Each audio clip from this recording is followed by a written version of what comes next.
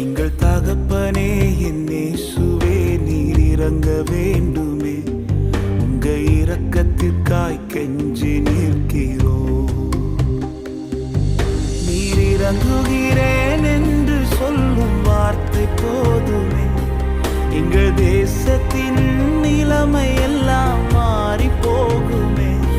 நீர் இறங்குகிறேன் என்று சொல்லும் வார்த்தை போதுமே. எங்கள் வாழ்க்கையின் நிலைமை எல்லாம் மாறி போகுமே. இரக்கம் செய்யுங்கப்பா,